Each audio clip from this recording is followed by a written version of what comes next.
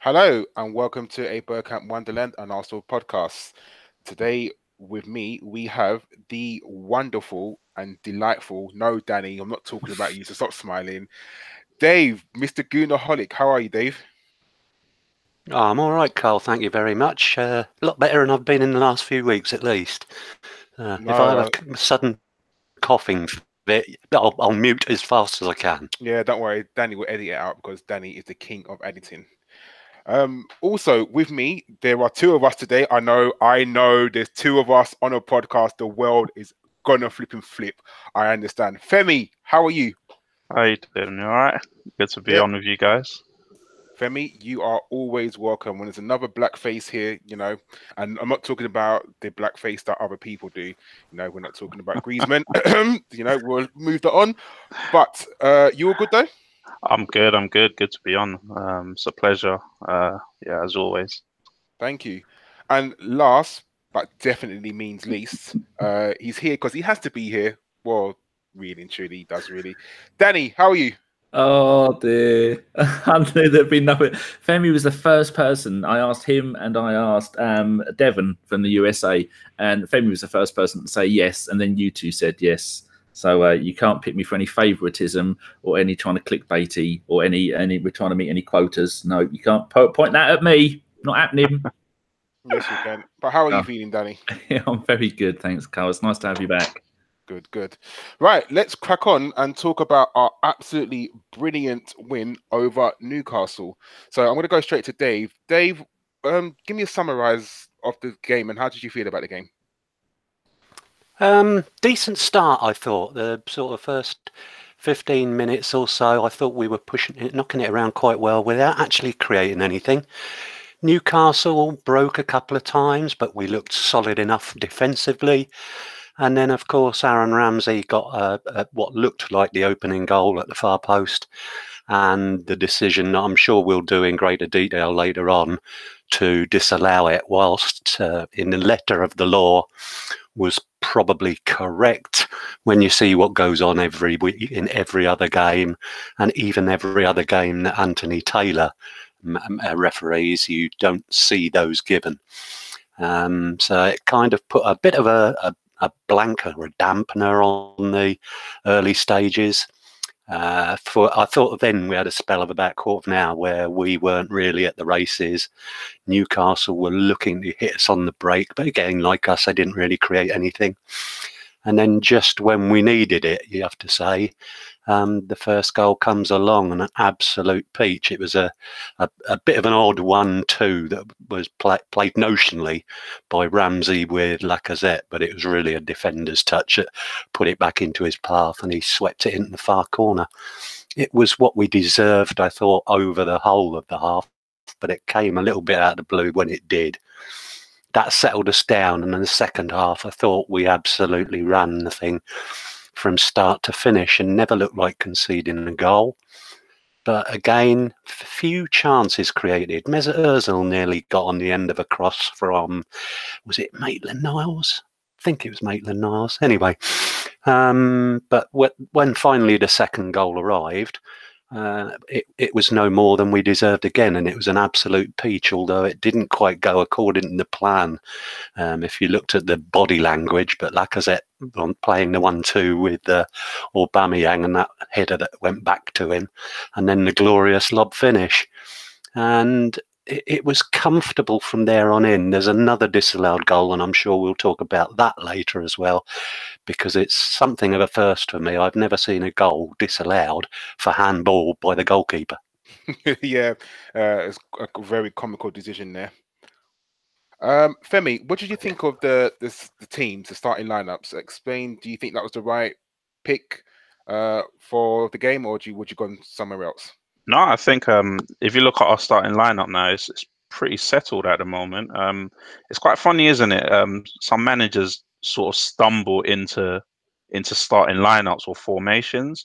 For most of the season, when we're playing the three at the back wing backs, it just didn't seem to work. But it seemed that now that once you've decided that you're going to play Maitland-Niles and Kolasinac, you just have to go with this formation, really, don't you? And they're kind of dictating the formation at the moment, the two of those. And I mean, it makes a difference to seeing. I mean, I was saying to someone at the game yesterday that Lichtsteiner's just totally just disappeared off the map. I thought he was injured. I saw him playing for Switzerland last week. So I think Emery's he's figuring things out as time has gone on. I mean, if you look from the back, there's just standard people that are playing. Mustafi. I mean, once Koscielny's injured, Mustafi's going to play, isn't he? I'll send it. I'll apologize to Monreal actually, because I thought he was finished at some point during the season, but he has been so excellent. Yesterday he was so brilliant. Socrates, of course, will play, and then with Xhaka out, Guendouzi stepped in. He played his part yesterday as well.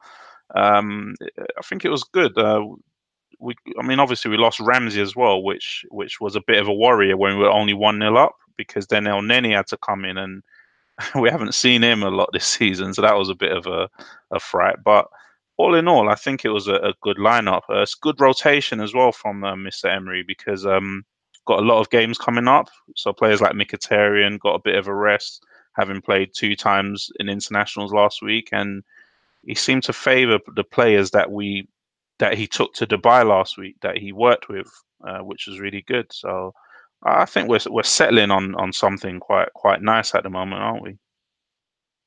We'll definitely agree with that. So let's go through the game a little bit. So in the first 10 minutes, I reckon we had a lot of possession. We created chances, but we just didn't really, I think, test the goalkeeper a lot. And then I think it was on the 14th minute was when the Ramsey goal was disallowed. Danny, what did you make of that? Did you think that was correctly, I mean, taking the Arsenal hat off, do you think that was correctly disallowed, or would you have allowed that goal? Well, Sky Sports have got this new thing where they try and, like you see in films, and they when like James Bond in a 1978 film, and you see him looking for his binoculars or his sniper rifle, and they fog out all around the edges of it. Actually, I can use my hands now because people can see us. They've got this new thing like that, so they can work out the position of the referee and the angle that he saw, and they fog out all the edges. So it's like that, like a U-boat thing where you pop the periscope up and have a look. It's a stupid thing they do. But the point of it was there's no way he could see what was going on. And I was listening to Arscast earlier today, and he was saying that if you look at the linesman, the linesman puts his flag down, so the linesman didn't see anything, the referee didn't see anything, there was nothing to see. And I think that was a really light, if anything, it was a really light touch, or maybe or whatever he called it for. I think it's out of order. But sometimes earlier on in the game, if you give a dodgy decision like that, if he wasn't 100% sure, and he's probably thinking, will he give the benefit of the doubt to the defender? And we paid the price for that, but it didn't matter because we still went on and did it. But 2 dodgy decisions from the referee in one game, so it's just lucky that Newcastle were rubbish. You're right. And don't we hear that the referees say they'll always give the benefit of the doubt to the attacker?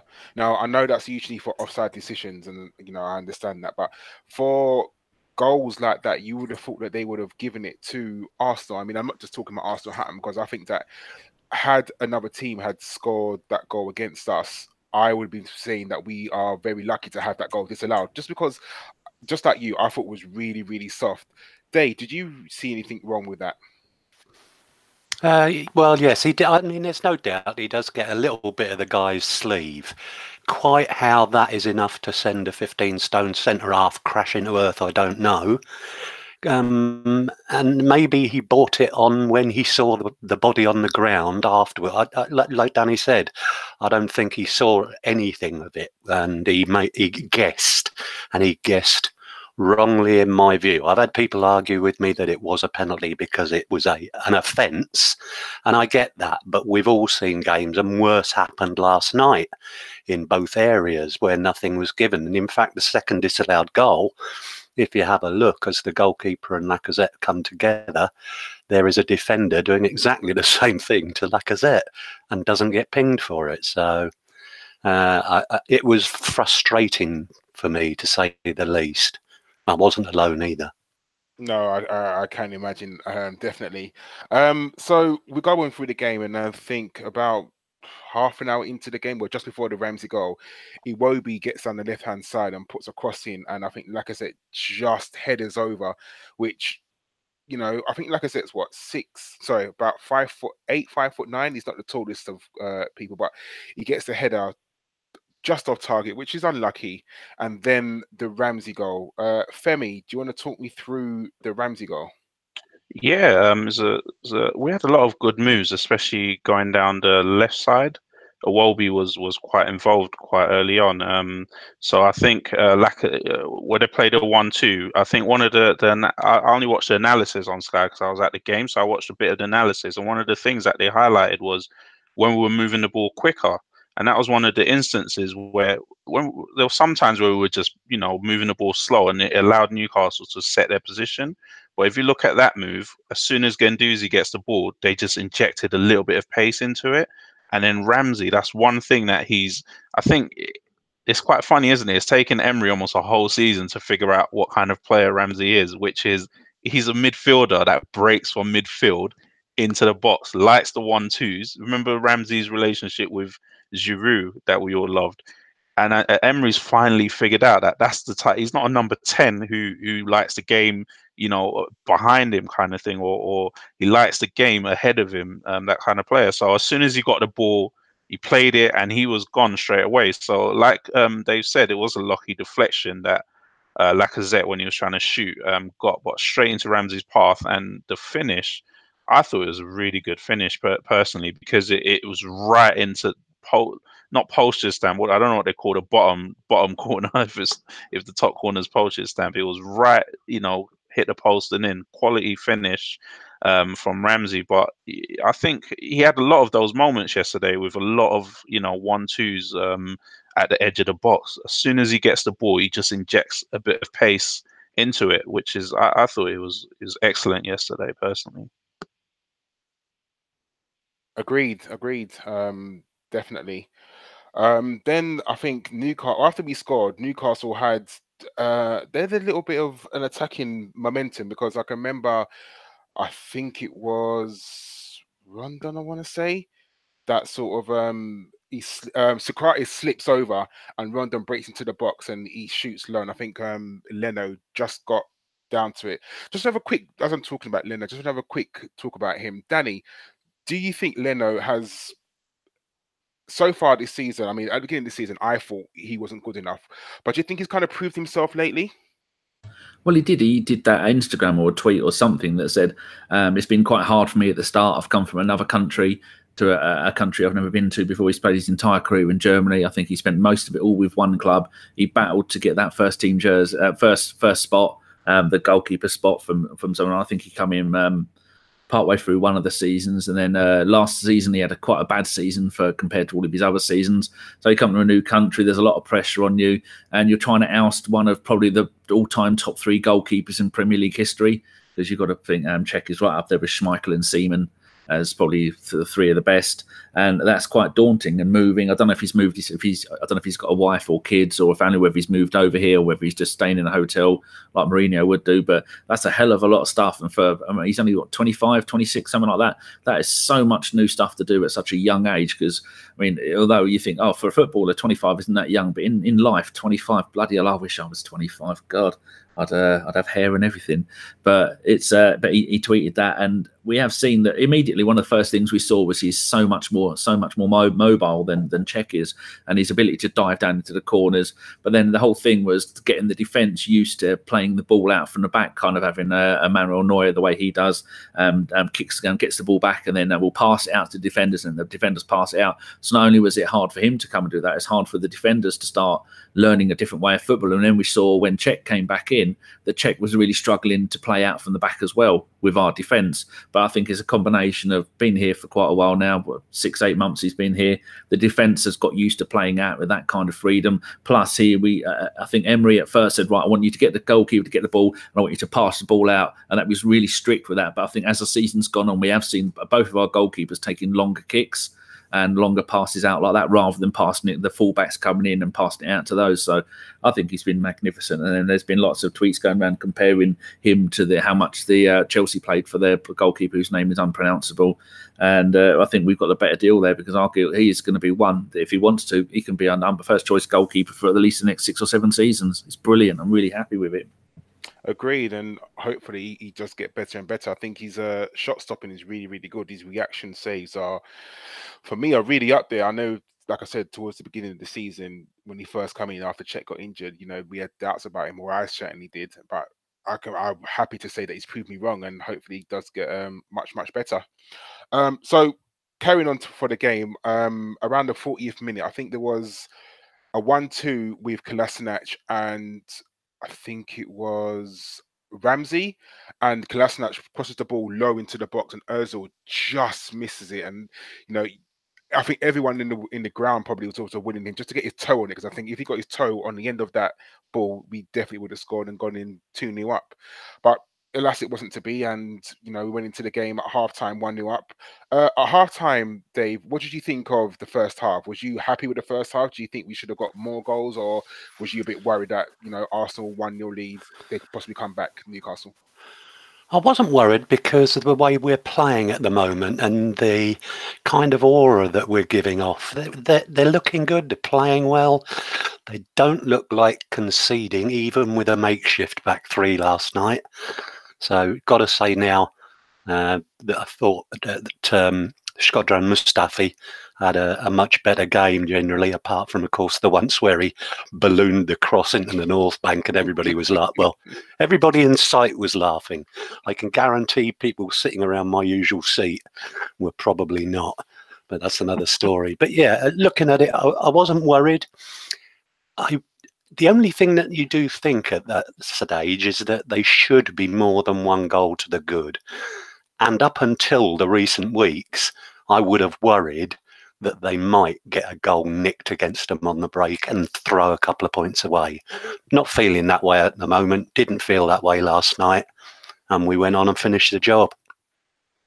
Yes, we did. At halftime, I was reasonably happy. I thought to myself, we kind of controlled the first half. Newcastle didn't have that many chances, and I think any chances that Newcastle did have, we kind of snuffed out because we were, I hate to say this, but defensively good. It's not very often that I can say Arsenal are defensively very, very good. But I think yesterday, as bad as Newcastle was, I think we have to say as we were that good as well. So into the second half, I think it was kind of back and forth. Newcastle created chances. I think they grew into the game in the second half. I don't know if it was us getting a little bit tired, but they started creating chances. I can remember Matt Ritchie delivering some very good balls into the box, and the strikers sort of not getting onto it. Aubameyang came on for Iwobi. Iwobi's a sore subject. I know, like in our group, he gets called a whole load of things. Some days he has good games, and some days he had bad games. Femi, what do you think of Iwobi? Do you think that he needs to go out on loan? Do you think he needs to stay? Is he a starter? Like, what do you think of him? This is a tough one. All right, I'm always I try to be quite honest about players. He's a 50-50 player. For where we are right now, our objective, I think he's good enough. Personally, I thought he was good. I thought he was good yesterday.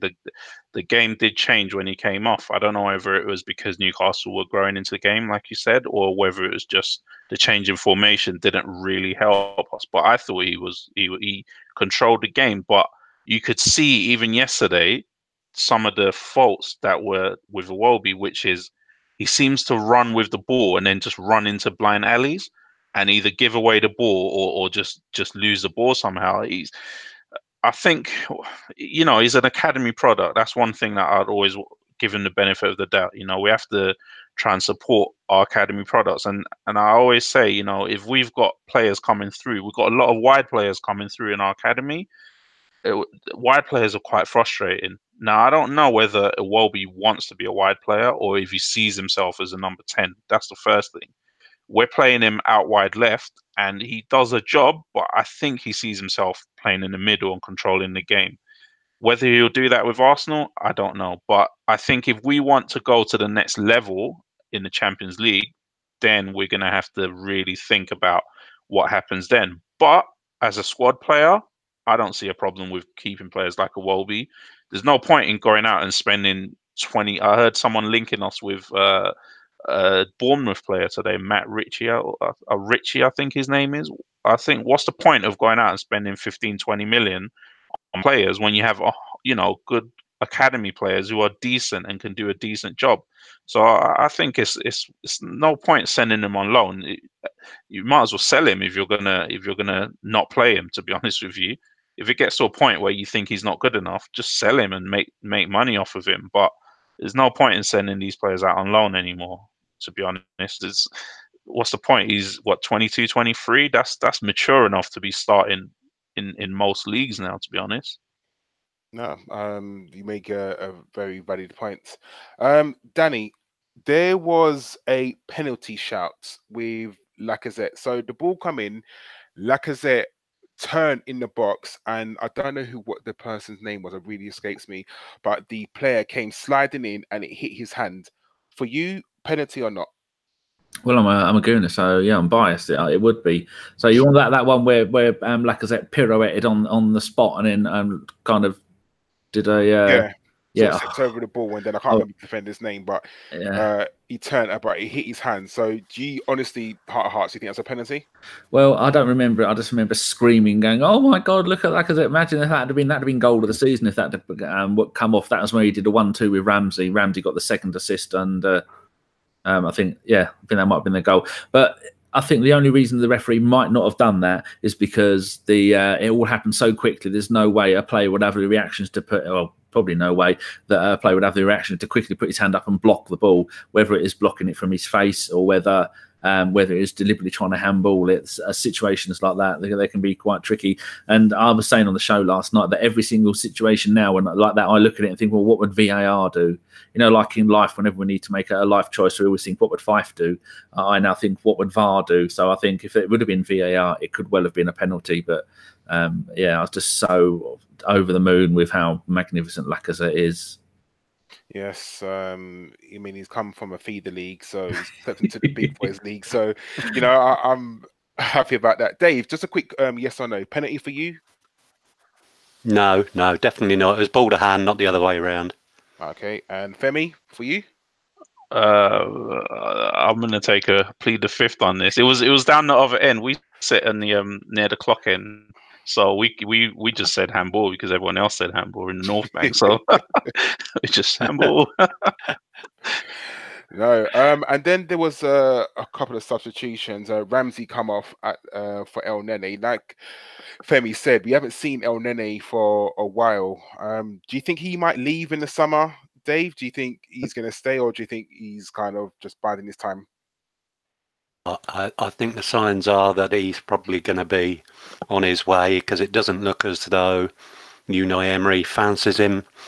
I'm a little bit disappointed because I actually think there's a footballer in there, and I think as a squad player at the moment, and an improving one, when he was getting regular games, I think he would be an asset. But obviously Unai has formed a view about the players that he's got. He knows his favourites.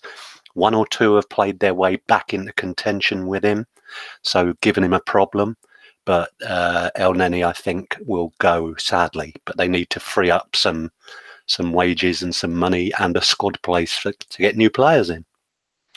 Definitely, I think it is a squad game at the moment. But I think if Elneny's obviously got aspirations to play first-team football, and obviously his Egyptian place is under threat if he doesn't get regular first-team football. So I can see him definitely leaving.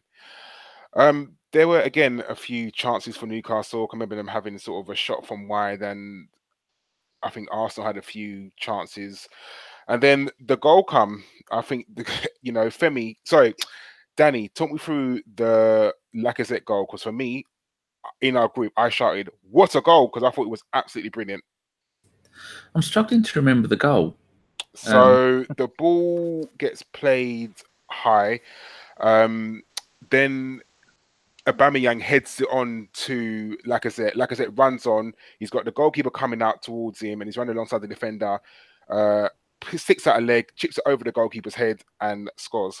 I don't remember the goal at all, because a couple of times I had to log in and out of the thing. So why the hell am I coming to you? Oh, stop talking. Dave, talk me through the goal, Dave.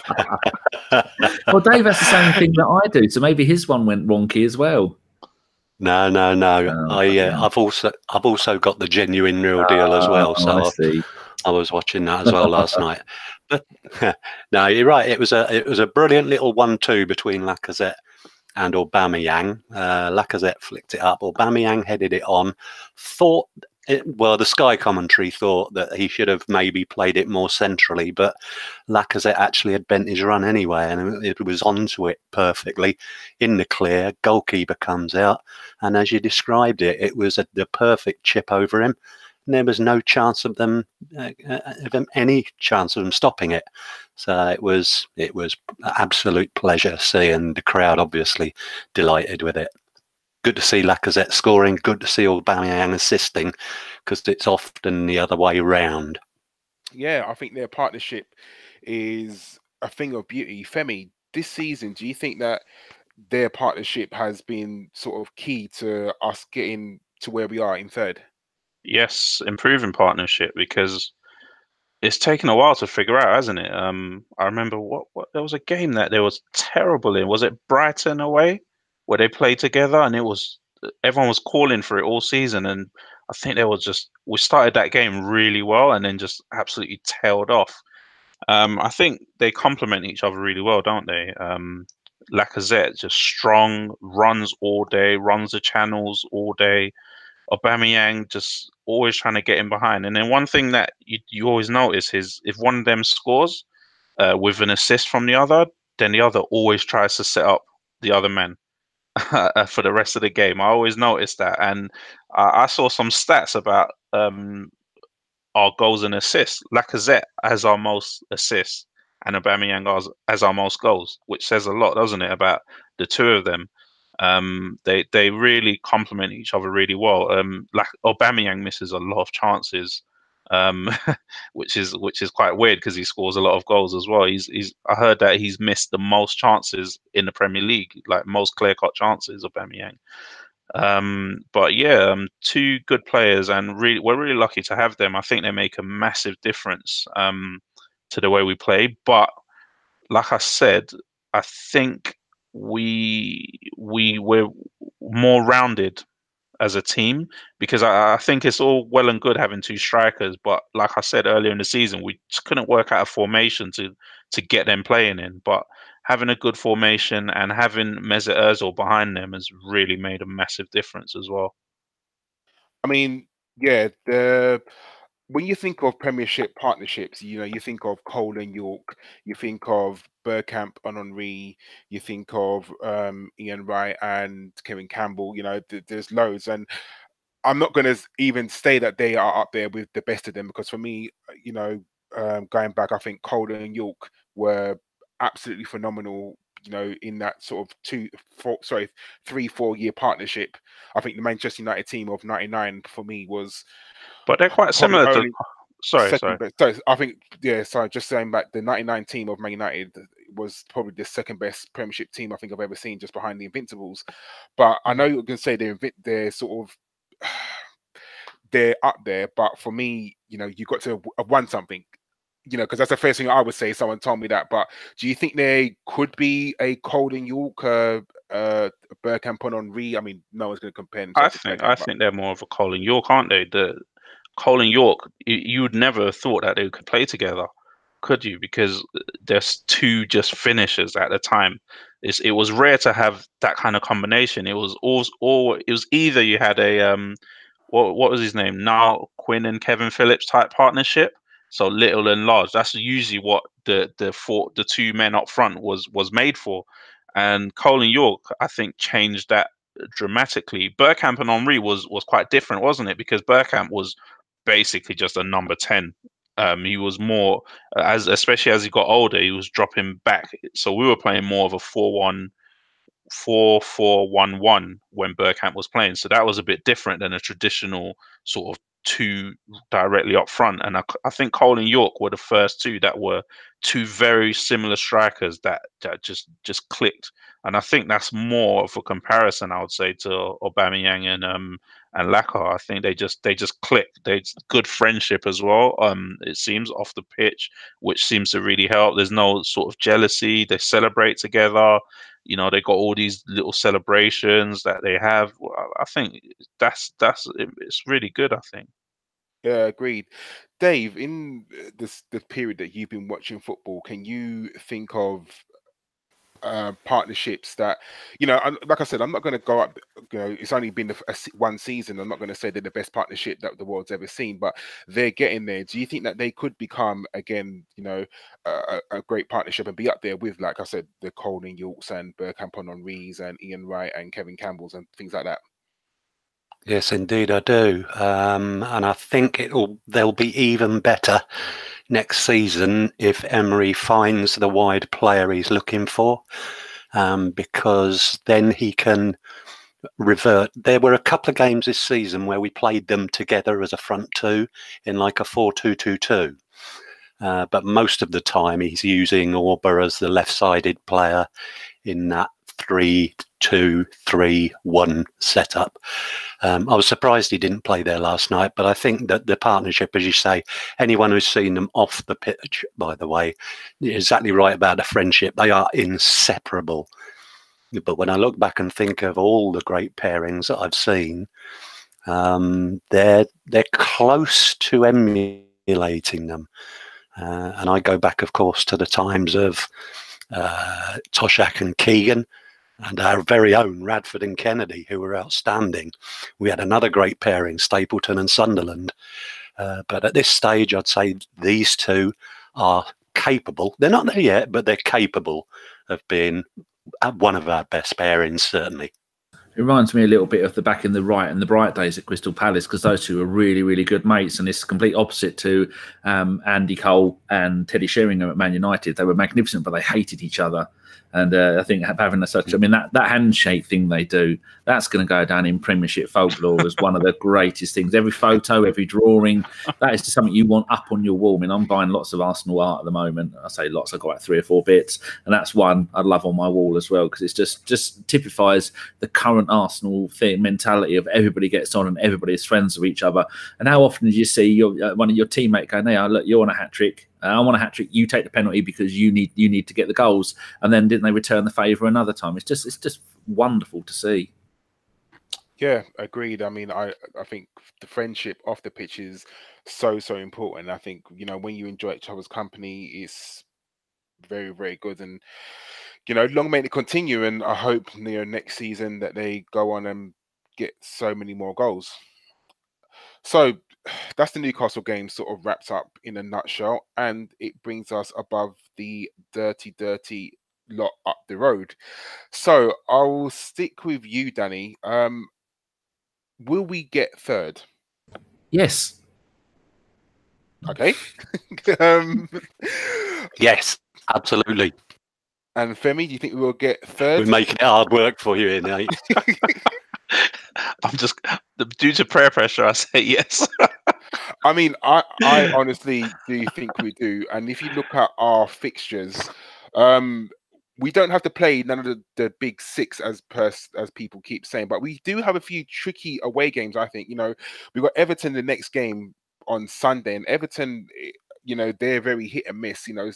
They went and beat Chelsea the other day, and just as easy as they can go and lose to a bottom team. So do you think, I mean, I'm not going to concentrate on the next game, I'm just going to brush over. So we got Everton on Sunday, then we have Napoli at home, then we have Watford away, then we have Napoli away again, then we have Palace at home, Wolves away, Leicester away, Brighton at home, and then Burnley away.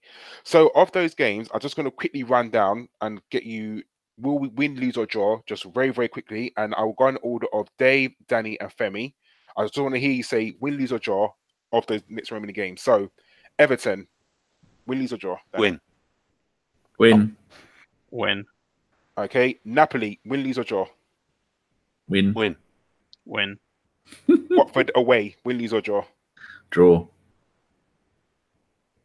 Win. Win. Okay. Napoli away, win, lose or draw? Draw. Draw. Lose. Oh, Femi, what have you done? Palace at home. Win. Win. Win. And Wolves away. Draw. Tough. Maybe a draw. Win. They've just equalised against Man United. It's 1-1. Oh God. I will explain why I said win if you let me. All right, we'll go Carry back on. to it. But Leicester away. Draw. That's going to be the hardest one, I think, that and let Wolves. Win. Lose. Oh, Femi, out. Brighton at home. I'll win. We'll murder them. Win. And the last game of the season, Burnley away. I'll win because the season's over. Unless we make the final, then the final's on the 29th of May. Offside winner in the last minute. Well, I was just about to say a handball winner in the last minute as well. So realistically, most of you have said we're going to win most of our games, and only Femi said we're going to lose maybe 2 of our games. I personally think our hardest away game that we've got is Wolves away, because they are a very good footballing side, and their manager has really got them playing. I mean, they've knocked Man United out the league, at the FA Cup, sorry, and they're drawing with Man United now. I mean, the game's only half an hour gone.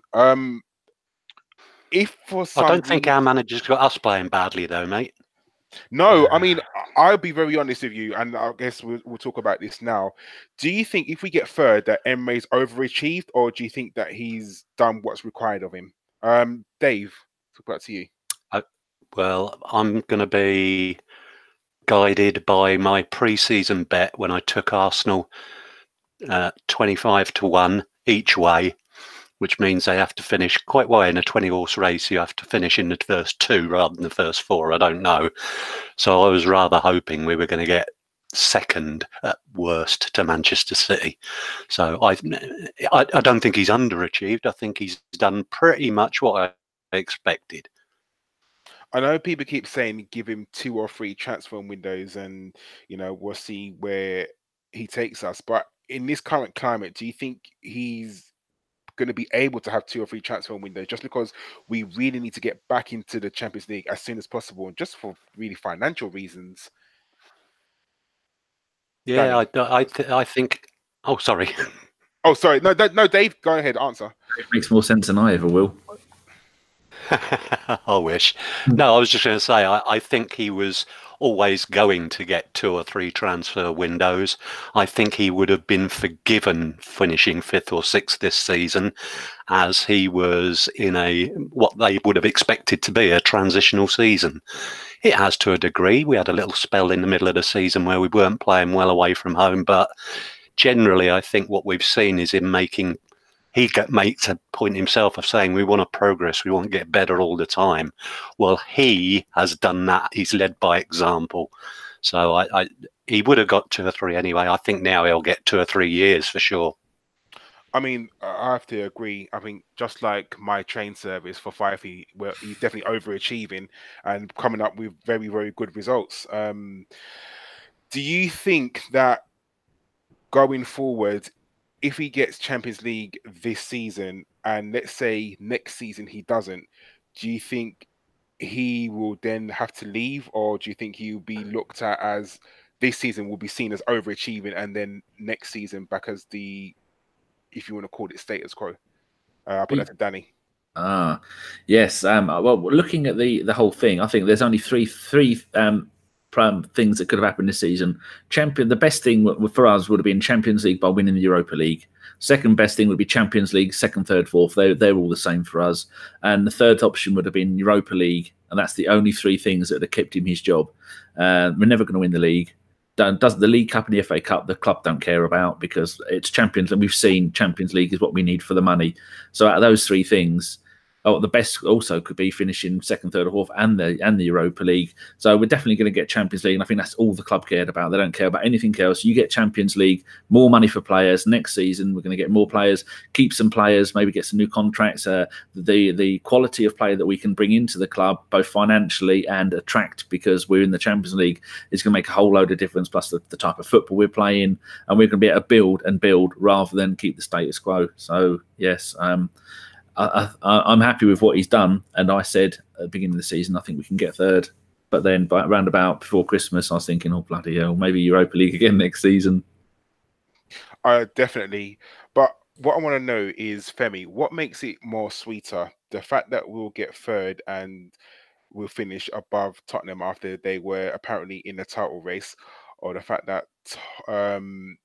we could possibly be the detriment of Tottenham by not getting to the top four? Because for me, I love it. The fact that they were talking about they were putting pressure and they were in the title race, and now they are, not so far behind it because they're only 2 points behind us, and anything can change.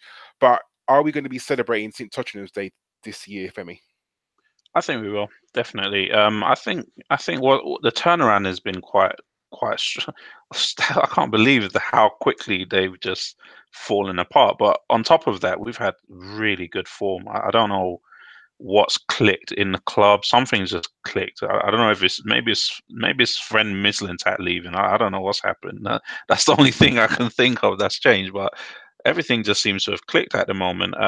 With Tottenham, I think I don't usually like to concentrate on Tottenham. That's me. I like to see what Arsenal's doing. That's personally what I like to do. And I think one thing that we need to really look at is our away form. If we had a decent away form this season, we would be knocking further up the table, wouldn't we?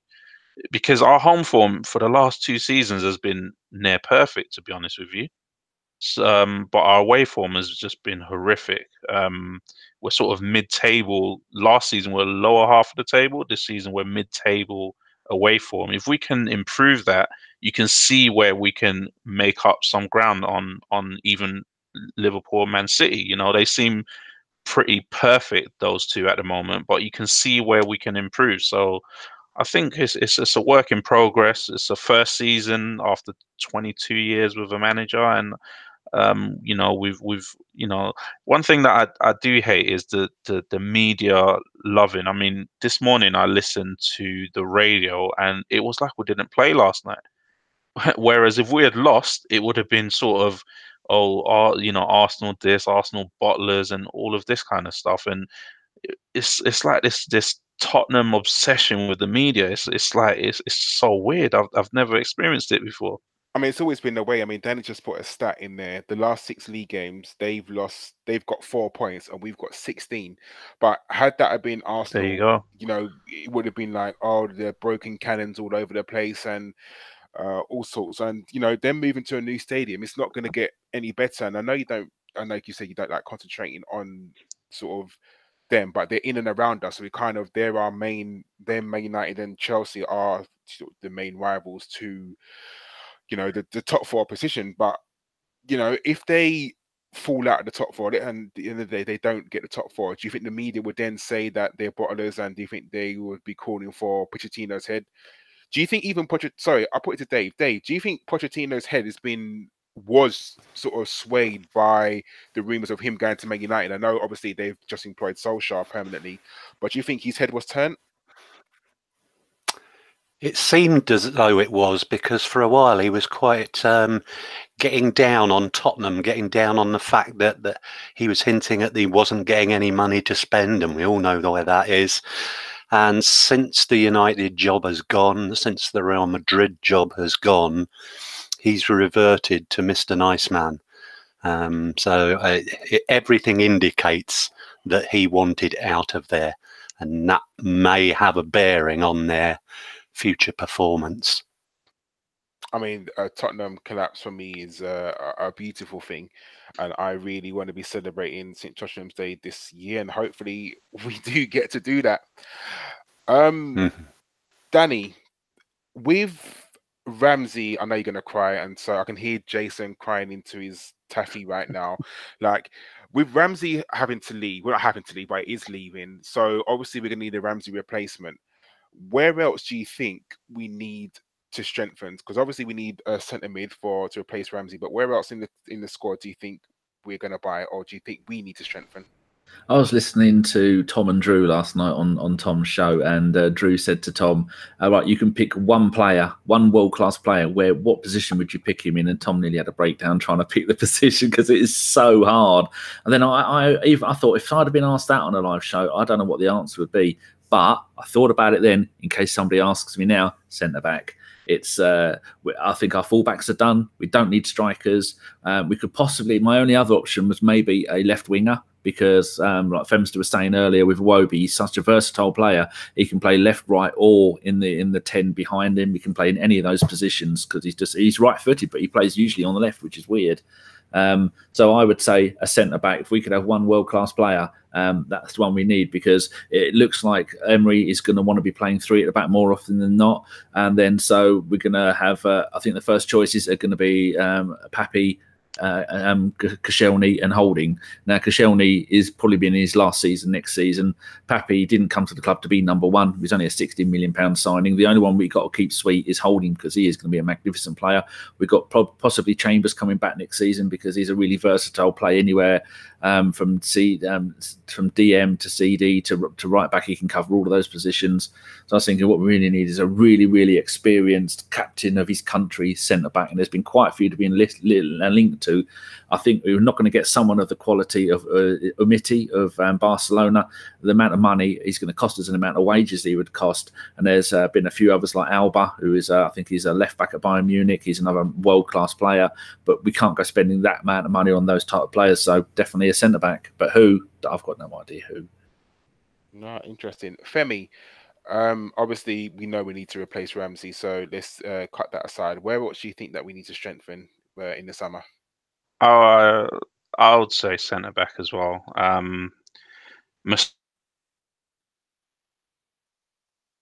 As well is we need to get rid of players. I think we're going to be surprised at the number of players that might leave this summer to raise funds. So what I'm thinking is they're going to top up some of the positions with youth academy players, to be honest. So I think getting a look at the difference that a top class centre back has made to Liverpool, for example. It's just changed the whole club around. It's literally they've signed 2 players. I remember last January there was calls of Klopp, people wanted Klopp to get sacked because they just were conceding goal after goal after goal. And since Van Dijk has come in, he's settled down the defence. I think you can't pay enough for a top centre back. I think we've never ever paid a lot of money for a top centre back as a club. I can't remember ever paying more than 15. Even if that, no, we paid 35 for Mustafi, didn't we? Look how that worked out. But yeah, I think a good, strong, solid centre back, pay 40-50 million if you have to, just get the job done.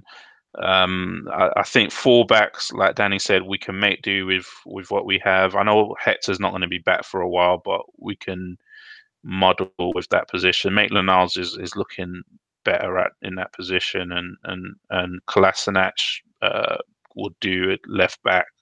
If not, we've got Monreal, because I thought fullback would be one position that we probably at some point need to address as well. Thinking of when Pep Guardiola, one of the first things he did when he came was he got rid of the fullbacks. Clichy and Sanya, our old fullbacks, just bummed them out and spent 50-60 million on fullbacks and changed the whole team. Yeah, I have to agree with that. Dave, I'm going to pose a question to you right now, and it's to do with the English quota. So with Ramsey leaving, that's a part of our homegrown leaving, and also Welbeck talking about, he might go, more than like it's looking like he is going to go. Do you think that what we bring in is going to depend on the homegrown quota? The simple answer to that is possibly no. And Femi hinted at a potential promotion for 1 or 2 of the youngsters who would help fill up the quota, or some of the older youngsters. And just to pop back for a second, we're talking about we have to replace Aaron Ramsey. We don't necessarily have to sign someone. If we buy a quality midfielder for Elneny, we have potentially the answer to Aaron Ramsey already. Emile Smith-Rowe. He's going to be some player, I'm pretty sure, unless something goes dramatically wrong with his attitude or his rate of development. I think he's going to be a first-team player, certainly by the season after next, but I think he might well get his chance next year. I hope so. Sorry, Holly, don't you think that Yeah. I got this feeling that he's going to spend the season where he is now? I think that maybe that was the plan because he hasn't played any games. I know he's been injured, but don't you think he's going to stay at loan at Leipzig next season? I got this weird feeling that might be the plan for him. It might have been, but I think the Ramsey situation changes that. I really do. I rate him that high, but that's bugger all to with me. Who am I? But I would definitely have him next season, if only so that he doesn't end up enjoying himself too much in Germany and wanting to stay. That then gives us a real headache. I mean, yeah, definitely. Who would you have, Karl? What What position would you think replace? I honestly do think we need to bring in a centre mid. I think that is to replace Aaron Ramsey. And, you know, people can talk about, you know, they don't think Ramsey is important. Ramsey has absolutely, I would say, almost transformed our season. I mean, I think of when he came on in the Spurs game, you know, when we beat them 4-2, 4-1, 4-2, can't remember what the score was. He absolutely changed that game. He came on and he just transformed the home game. And that's what Aaron Ramsey does. And we're never going to get a like-for-like replacement. Just like people say we need to replace Cazorla, we was never going to. You can't get a like-for-like replacement for those sort of players. But we need someone to come in and be that pivotal player in the center of the park. Because at the moment, yeah, you can talk about Guendouzi, you can talk about Torreira, you can talk about Xhaka, but we don't have an attacking centre mid of those players. You know, you talk about Xhaka, he's a deep line playmaker. Torreira, I would say, is a defensive-minded player. And you could talk about Guendouzi, he was more of a box-to-box, but we don't have, you know, that sort of person who will make them late runs into the box, that person who will go beyond the strikers. And I think that's really important. I think Aaron Ramsey, you know, I'll be honest with you, he hasn't been my favorite player sort of through his Arsenal career, but he's an important player and we need somebody to, even if they can't do what he does, to try and get to what he can do. But just like you, I think centre back as well. Centre back is very important. I think Mustafi will definitely leave this season, and we need to get a replacement for him. And to the best of my knowledge, there's no youth team players, maybe barring Mavropanos, who's going to be coming through to take his position. So it looks like we might have to buy somebody to replace him. Now, we're going to take a very big loss on Mustafi, I think, because no one in their right mind is going to pay 35 million for Mustafi. It's not going to happen. I think we'd be lucky if we get 15 million for Mustafi. But at the same time, I think Lichtsteiner needs to be replaced. I mean, I think he's getting something like 100k. He's not worth 100k. So we need to replace him. And if not, we do have what's his name again? Carl Jenkinson. Yeah, that's the one. No, we do have players that can sort of play right back, but I don't know. I think just like right now, because you do have Bellerin out, I think that if Bellerin goes out again next season, or he just comes back and he's not fully right or fully fit, what happens then? Do you know what I mean? So Unai Emery has he's got a lot of thinking to do on who he's going to replace. But then again, it's all about who's available and if we make Champions League and how much money we've got to spend, because money makes the world go round. And if we don't have the right funds, or you know, it's all about attraction. So that's why I think getting to the Champions League is so important. It really, really is. And I think when we do that, then we'll know sort of, we can set out how much we've got to spend and who's going to come to us, because just being in the Champions League, you can just attract so many different people, which is absolutely brilliant.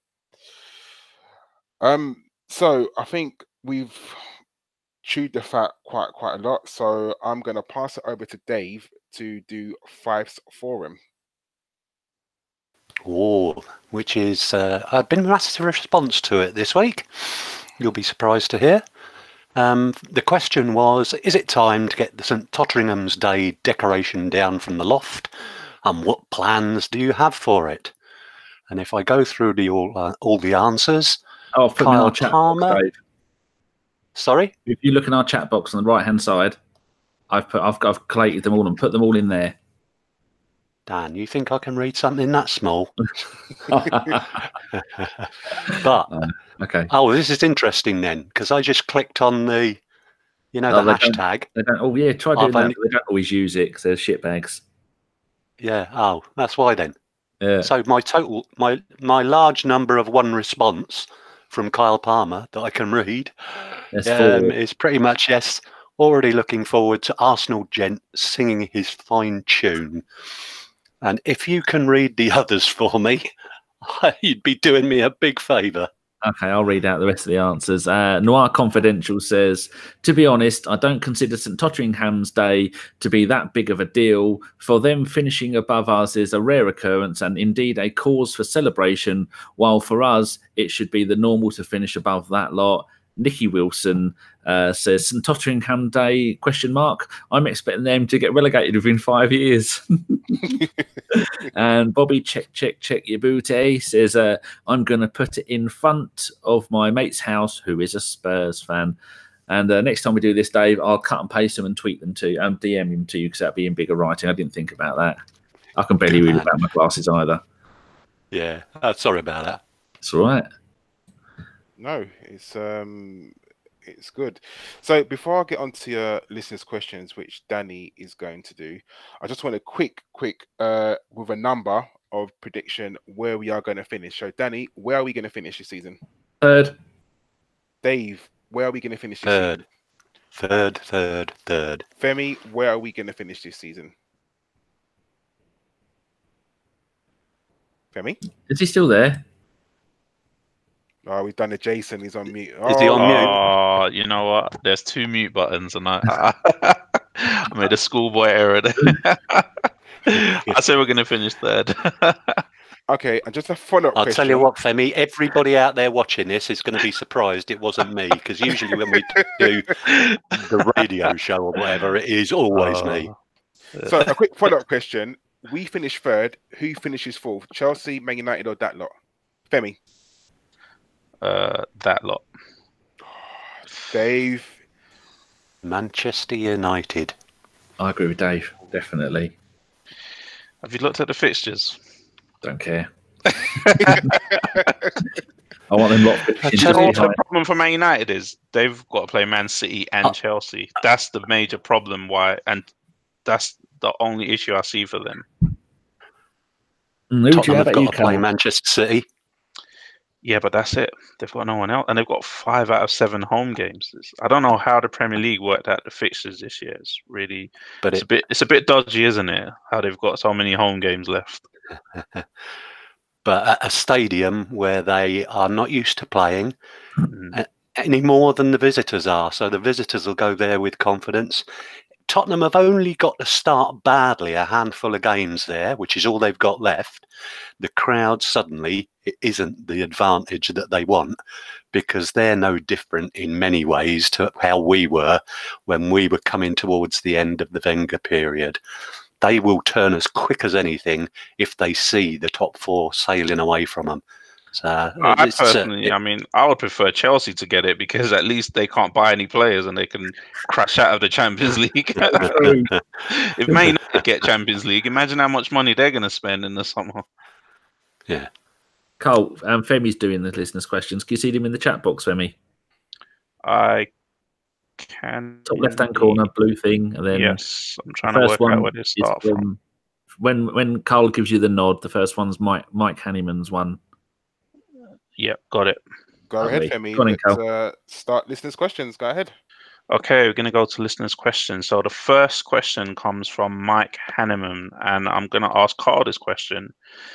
It says, is Ramsey continuing to perform as well he is because A, he genuinely wants the club to succeed and go out on a high, or B, his future has been settled and he knows where he is going to play his football, or C, he wants to prove we were wrong to withdraw his contract offer and let him go, or a mix of all three? Definitely all three. I have to definitely say that. I mean, Aaron Ramsey does like Arsenal, and I think that if we didn't withdraw the contract offer, he'd be staying. I genuinely think he would. And, there's no one knows what really happened, whether he was asking for too much money, whether his agents, who knows, whether Emery didn't like him. The only people that will know was Emery, his agent, and Ramsey himself. We don't really know. And I think he's settled. He doesn't have to worry. He knows he's going to go and play in Juventus, and whether he'll start, but he's going to play with an absolutely brilliant team. He's going to play with one of the top 2 players in world football. It's a brand new league for him. It's a new life. So he's comfortable, and I do think he wants to prove to everyone to say, look what you've lost. If you look at, do you remember the Fulham game where he scored that absolutely brilliant goal, and his celebration, literally, where he just lifted his hands up and was literally saying to the crowd, look, this is me. So I'm unhappy, that we're losing him. Not as happy as Jason is, because Jason's distraught. Like, I genuinely think we're going to need to go and hug Jason sort of the day that his contract ends, because Jason's going to be an absolute mess. It's going to be a wreck. But yeah, I'm unhappy that we're losing him, and I truly think that he's just playing his football, and this is just proving what he can do. Good answer, I think. Yeah, Ramsey's just. I mean, we've got to remember he's been at Arsenal for 10 years now, so he is kind of ingrained in the furniture of the club, in the fabric of the club. It's a man that wants to do well for the club. Okay, so the next question is from Noir Confidential. I'm going to go to Danny for this one, and I'll tell you why in a minute. It says, for some reason, I always think Lascelles' first name is Giovanni. Is there a player whose name you constantly get wrong? And he actually says, don't give the questions to Danny, because the episode will be 4 hours long. But every single player ever in the world football, Danny gets the name wrong. But I always enjoyed Danny messing up some names. So give us a couple, Danny, just 2. There's none. Don't know what you're talking about. Don't you bully me. It's not fair. Noir Confidentially know what he's doing there by putting that at the end. Chupa Apcom. Akpom. Oh, apparently he's playing in Greece now, and the team he's playing for are looking like they're going to win the league undefeated. Isn't he the top scorer as well? I think he's got 5 in 17 or something like that. I saw a tweet about him, forgot to go and look it up, but good luck to the lad. I'm really glad that he's doing well over there. You have a young player who's come through the academy, who's gone away and plying his trade somewhere nice and warm, unlike here. I can't think of any other ones that I used to get wrong, but I'm the same thing with teams. Valencia, Sevilla, I get both of those mixed up because they look the same. Fiorentina and Sampdoria, they're both kind of bluey, purpley colour. And so many things. And it's like whenever someone says, what things do you like? I always go astrology. No, fucking not astrology. That's bullshit. That's made up astronomy. That's what I like. My brain, once it's in there, ruined. What about Pegazuelo? You can't say that either, can you? Mr. Unpronounceable. I can say that perfectly. Julio Unpronounceable. And you've got another couple of unpronounceables at Chelsea that they're everywhere. Remember all the trouble we had when Ozil signed? We spent an entire podcast trying to... Is it Ozil, Ozil? It's not good. So sorry, people. That's good. Danny didn't take 4 hours, so there you go, Newell. Should be happy with that answer. Chris ain't on the podcast, so it won't be 4 hours.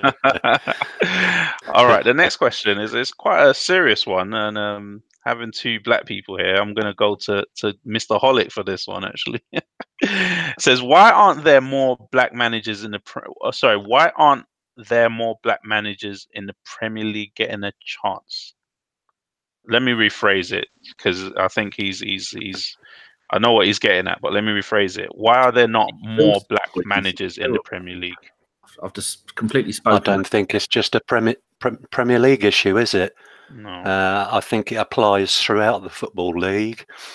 You've not had one yet who has been overly successful at any level, but that is no reason for not selecting your future managers and coaches by colour alone.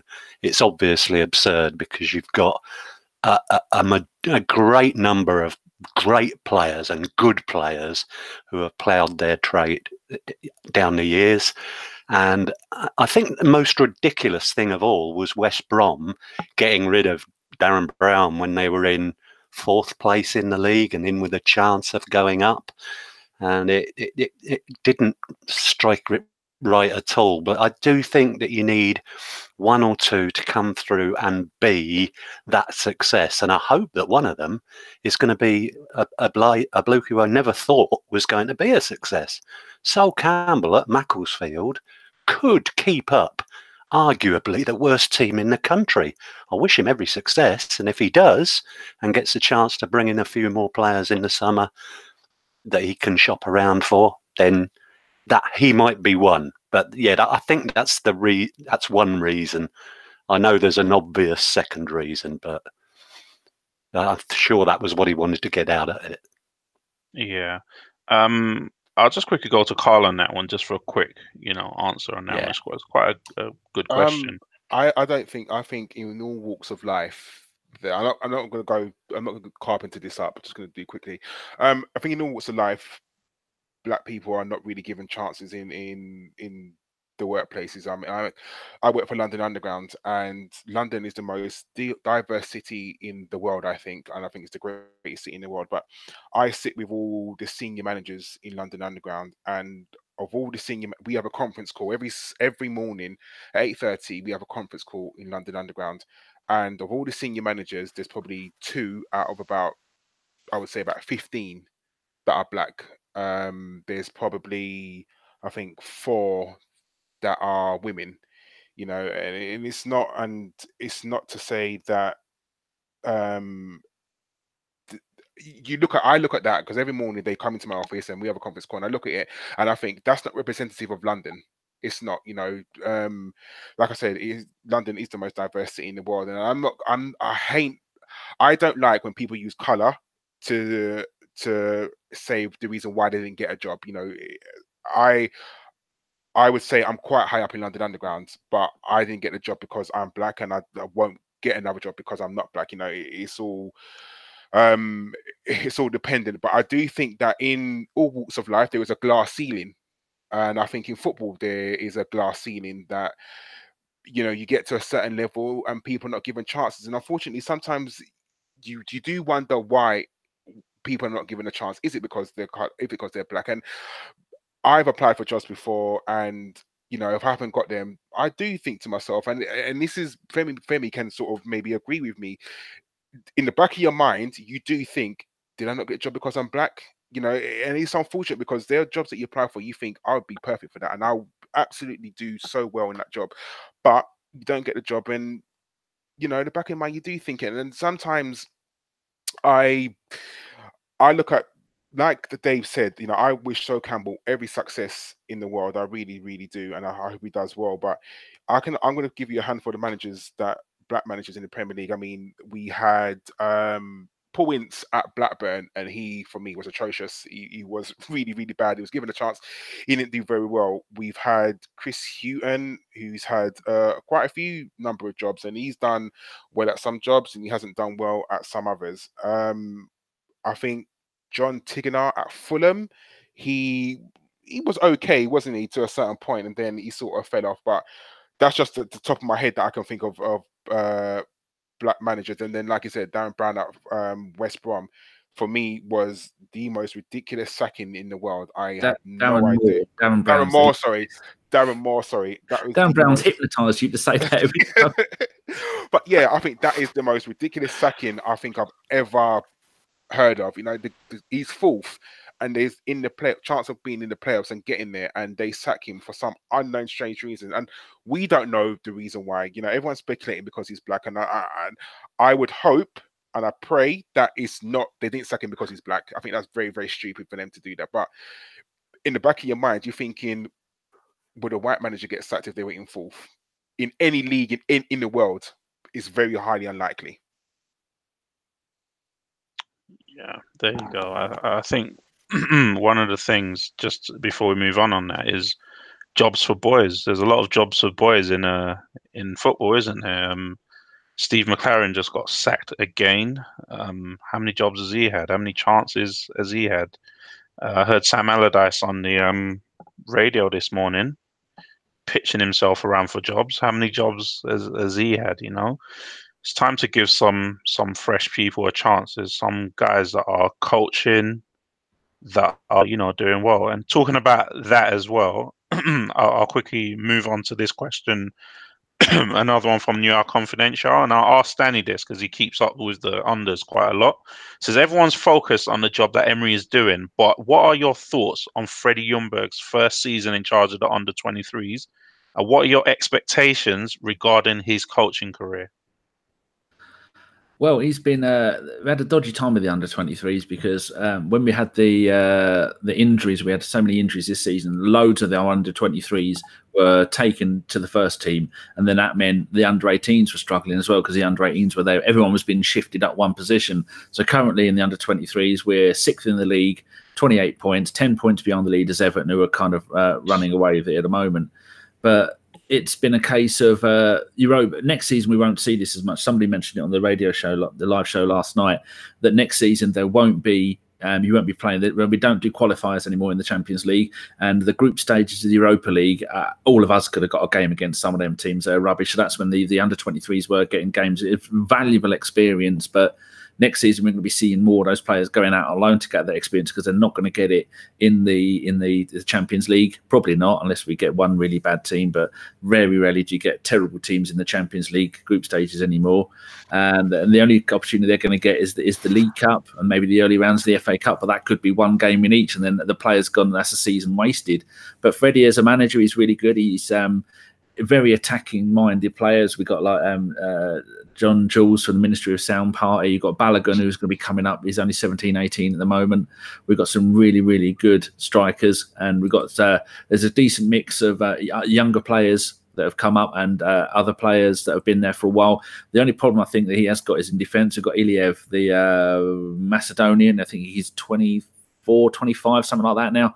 He's not going to make the first team. And other than that, the rest of the goalkeepers we've got there are all children. They're all teenagers. There's going to be quite a few of the players going, like Cohen Bramwell's going to be leaving, and Julio's got to be about 23 now. Julio unpronounceable. He's not really made. He's not made it into the first team, but we have got so many young English players coming through now, and Freddie is making the most of all of those. I'm just looking at it now. We've got Medley, Amoli, Osei Tutu, Thompson, another really good one. Balogun, that I've already said. Clark. We've got Gilmore, who's English but plays for Scotland. Maitland-Niles, Saka, Ben Sheaf, Oleinka, and Willock the Younger, and Amici. All these, it's just like the old days back when I was growing up watching football, and Nketiah and John Jules up front. When I was growing up in the times of like Adams and Merson and Thomas, Caesar, Rocas, all that lot, all young English players, all coming through the system together, and we've got that now. We have got one of the best youth systems at under 18 and under 23 that I can remember having in years. It wasn't that long ago that our under 23s, which they changed it. It used to be under 21, so we're playing in the second tier of the reserve team football, and now we're fighting for mid-table. And next season, I think they're all going to get more games because they won't be nicked by the first team so much. I think Freddie's doing a really good job there, and hopefully he won't bugger off again because he went, didn't he? He went to Wolfsburg with the ex-head of the academy there, and then he's come back again. But it's just really exciting times. Just go and have a look at them, try and follow people like George Bird, spelled with a J, Jeorge Bird on Twitter. Go and follow him, and he keeps you all up to date. And he's got his website about it. And Tim Stillman, that's another really good one to keep an eye on. And they report the ladies and the youths, and really exciting time now. And some of these players are already making their way through to the first team. And I'm really excited. So, yeah, that's a 5-hour answer to a 30-second question. I think you guys call that carpenter in it, don't you? My next answer is going to be yes or no. So be careful. Yes, I'm going to do a couple of quick fire ones. Okay, so we'll go to everyone on this. Just one-word answers. This is from Trenry. It says, if you had to sell one of our high earners to free up transfer funds, who would it be? You don't need to give us a reason. Just quick one-word answers. Go to Mr. Holic first. Lichtsteiner. And Karl? Exactly the same, Lichtsteiner. And Danny? This is hard, isn't it? Well, he's going anyway. I'm trying to think of Mkhitaryan. One word answers. Mkhitaryan, multi-syllable. Mickey, okay. How about you, Femi? Who would you have? I'll sell Mustafi straight away. Not even I wouldn't have to think about it. Okay, we'll do another quick fire one. This is from Karl Palmer. Says, who has been this season's unsung hero? Says for him it has been Ainsley Maitland-Niles, who after a slow start is establishing himself at right back and helping to cover Hector. So we'll go to Mr. Holick once again for this one. Holding. Wonderful. And Karl? Leno. Leno. And Danny? Iwobi. Fuck's sake. Wow, Oi. that's controversial one, isn't it? Well, he's played more games than any other player in for us all season. 41 games, all competitions. Doesn't mean he's been good, does it? He has been bloody good. You shush your nonsense. No, How he would you have, hasn't. Femi? Unsung heroes. I will go Matteo Guendouzi. Guendouzi. Yes. Not sometimes based on performances, but he came from nothing, basically. We didn't even expect him to play this season. And he's got quite a lot of minutes, in like fourth amount of minutes for us. So, yeah, it's kept Elneny out of the team, basically. Okay, we'll go. I said to Karl that Iwobi's 41 games, 5 goals, 7 assists. You don't think that's a good season? I'm going to say 2 words to you. Manchester City. But you're going to say fuck Ellis. I mean, that's coming. But I'm sorry. Like, I understand what you're saying, but for me, that Man City could not be forgiven. That was atrocious. And, you know, and I'm not going to base this whole season on one mistake. That would be ridiculous of me. But 41 games, 5 goals. No, that's not good enough. For an attacking winger, no. He should minimum of 10. All right, give him time. Hat-trick, he's done. Welby's actually got 3 league goals, which is less than Granit Xhaka. Bit poor there. Okay, so final question is from another one from Trenry. And I'll ask Karl this one. Should we be looking at Alderweireld with his supposed 25 million clause? Oh, 25 million for a defender is quite cheap these days. And, you know, it was great when we took their captain. I don't think he'll come to us. I think he's got Manchester United written all over him. And I think that deal's probably, if not already done, then halfway done already. So as much as it would be nice to get him, because I think he's a very good defender, he's going to Manchester United, I think. Yeah, and I hate to burst Trenry's bubble, but I've heard that some clubs put anti-Arsenal clauses in their contracts. And that's not even a joke. Yeah, I think Liverpool do that. Firmino. Firmino, and I think Tottenham do that with their players as well. So when these weird contract stuff comes up, Arsenal would have to pay a lot more than that, basically. Mr. Holick, have you heard of that before? No, and I haven't. Yeah. In all honesty, Liverpool definitely do that with their players to Arsenal. I don't think it's going to hold legally. Because it's restraint of trade. In all honesty, but the point I was going to make was, unless I'm hallucinating, I thought I read somewhere earlier in the season that he'd actually renewed so that they could take the cost price out of it, the selling price out of it. Or am I dreaming that? No, he didn't renew. They triggered an automatic renewal in his contract. 1 year extension, didn't they? Yeah, a 1 year extension. Otherwise, he would have left on a free. Okay. And then with that 1 year extension, the release became 25 million for him to leave. Okay. I think they're going to have a few players like that this summer, because I'm sure Eriksen hasn't signed a contract as well. So he will be off this summer as well. Well, they need to pay for that new stadium. So there's going to be players that are definitely going to leave. I think the one player they will try and hold is Kane, because obviously, you know, I know Chris ain't going to want to hear this, but the guy is good. You know, he is, and he's easily going to be 100 million somewhere. Some stupid club, only like someone like Real Madrid would pay 100 mil for him. But they're going to have to really start selling players because that stadium was way over budget. I mean, hopefully Steve can get on soon and Steve can probably detail it more. But I think they paid something stupid like £600 million more than they originally thought, and that is just, there's no way they can sustain that. Yeah, wonderful. Those are the listeners' questions. Thanks everyone for your questions once again. And hand over back to Karl. Yes, all it's time for is shout outs. And I'm going to say shout outs because Danny likes to say gentleman's nod. No, Danny, it's a flipping shout out. So I'm going to go to Dave for his first shout out. So, Dave, who are you giving your shout out to?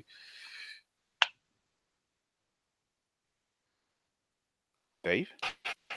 Can you come back to me in 30 seconds? All right. Danny, who's your shout out to? I was biting my fingers. How dare you? Right, it's going to go to the people who are lovely enough to donate to during the live show. Is the Yvonne, Unique, Michael Harniman, not Hannyman as I've been calling him, Jim Howson, Sean Murch, Tierno Barry, I think he's part Welsh, and Brent Bloomberg. So thank you very much to all you wonderful people for donating. Thank you very much. Yes, guys, much appreciated. Thank you for donating. I'm going to go to Femi. Who's your shout out to? I'll just go to the person who talks Arsenal and Walking Dead to me most. My two favourite things. It's at True Toil. That's at TrueToile. Truly. Good for talking about Arsenal. Gets up early to watch the games as well. So give her a follow. Thank you. Dave, are you ready for your shout out? Yeah. Found him at last. Sorry. There's a chap who was just, I got in touch with in the last sort of 10 days, and we've quickly established a rapport over email and DMs and all that sort of stuff. So I'd just like to give a shout out to Mark Earl on Twitter, who is at MA Earl. Real nice guy. Go and have a look. Ah, that's good. My shout out's going to be to Mike Riley. He's just sent off Ashley Young. Sorry, Mike Dean. Sorry, Mike Riley. What am I getting that from? So I'm thinking, yeah, I know. Yeah, he's just sent off Ashley Young. That's Mike Dean's 100th red card, isn't he? Did he celebrate? He probably should have, but yes, Man United down. No, my shout out is going to be to two well-known people on ABW, Akib and also hashtag fuck Ellis. That's Ellis Mel.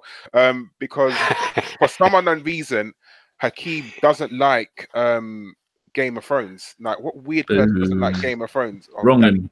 Piss off you. Sorry.